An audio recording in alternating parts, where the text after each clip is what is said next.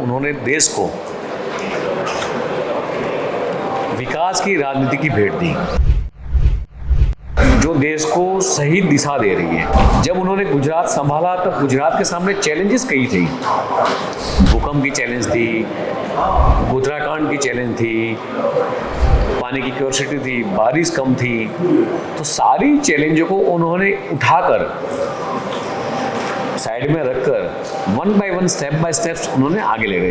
50 लाख से भी ज़्यादा लोग यूपी, बिहार, राजस्थान, मध्य प्रदेश, देश के कोने कोने से लोग यहाँ आते हैं गुजरात के अंदर रोजगारी के लिए। 5 दिन के साबरमती संवाद में गुजरात के राज्य मंत्री जगदीश पांचाल जी आए हैं। तो सबसे पहले तो सर आपका स्वागत है यहाँ पर।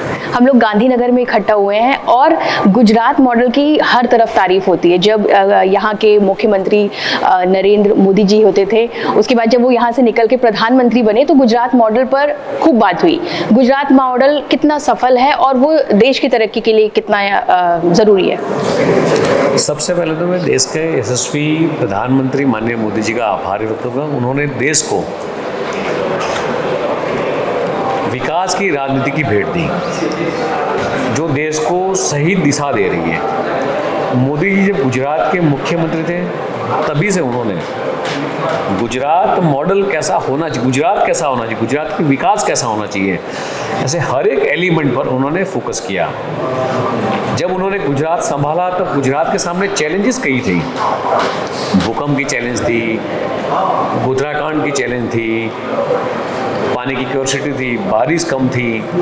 तो सारी चैलेंजों को उन्होंने उठाकर साइड में रखकर one by one, step by steps उन्होंने आगे ले गए। जैसे कि वाइब्रेंट की सोच, वाइब्रेंट जब पहली बार किया था सिर्फ 700 लोग एक वाइब्रेंट के छोटे से हॉल के अंदर थे, और आज वाइब्रेंट जब 10वां वाइब्रेंट हुआ, मोदी जी ने वो भी इनोवेट किया।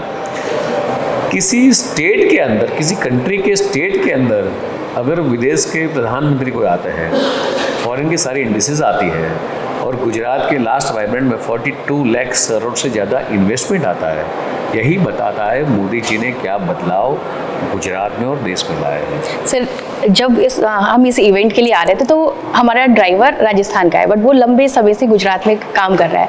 ऐसे ही इनफॉर्मल कम्युनिकेशन उनसे हुआ तो वो बोल रहे थे कि 70% जो है वो राजस्थानी गुजरात में काम कर रहे हैं।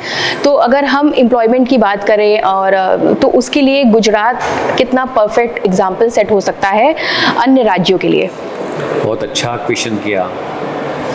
आम लोगों जो गुजरात में रहते हैं, 6.5 करोड़ की जनता, गुजरात का पॉपुलेशन, आम लोगों को पता नहीं है कि गुजरात के अंदर अलग अलग प्रांत से लोग इतने रह रहे हैं। जब कोरोना काल आया, देश की स्थिति, पूरी दुनिया की स्थिति बहुत दयाजनक थी, तब हम लोग जो प्रांत के अलग अलग लोग थे वो अपने गाँव में जाना चाहते थे। सरकार ने भी काफ़ी अच्छी व्यवस्था की थी।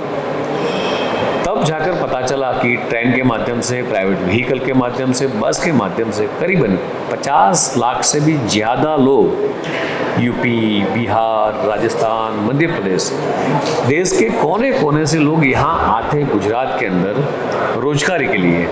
देश के अलग अलग कोने से लोग आते हैं कि यहाँ सिक्योरिटी है, यहाँ खाना मिलेगा। ये सारी चीज़ें हमारे विजनरी लीडरशिप, जो विजन लीडर है आज पूरे राष्ट्र के अंदर, उनकी चर्चा ऐसे देश के यशस्वी वडाप्रधान माननीय मोदी जी ने जो उनके कार्यकाल में जो काम किया था, जो नींव रखी थी विकास की, उसके माध्यम से आज गुजरात के अंदर सब लोग रोजगार लेके आ रहे हैं। सर, सहकारिता पर आपने लंबे समय से काम किया है और देश के गृह मंत्री जो कि गुजरात से भी हैं, अमित शाह जी, वो भी सहकारिता पर बहुत फोकस्ड हैं। सहकारिता देश की तरक्की के लिए कितनी ज़रूरी है? सहकारिता काफ़ी इम्पोर्टेंट है किसी देश के, किसी राज्य के लिए, किसी गांव के लिए। अगर गांव को खड़ा करना है, मजबूत करना है, गांव के माइग्रेशन अगर कम करना है, आज पूरे देश में स्थिति है, दुनिया में स्थिति है कि लोग गांव छोड़कर शहर में आ रहे हैं। अगर कहीं ना कहीं उसको रोक लगानी है, गांव को डेवलप करेंगे, तब तक गांव का खेडूत, किसान मजबूत नहीं होगा। उनको एक्टिविटी, गाँव का जो युवा महिला को रोजगारी नहीं मिलेगी, तब तक ये सिलसिला चालू है। मगर देश के यशस्वी सहकारिता मंत्री अमित भाई शाह ने काफ़ी इनिशिएटिव स्टेप्स लिए हैं, तो आने वाले दिनों के अंदर जो बदलाव आएंगे वो अनबिलीवेबल बदलाव वो सहकारिता के माध्यम से गुजरात में आने और पूरे देश में आएंगे। बहुत बहुत धन्यवाद, आपने हमें समय दिया।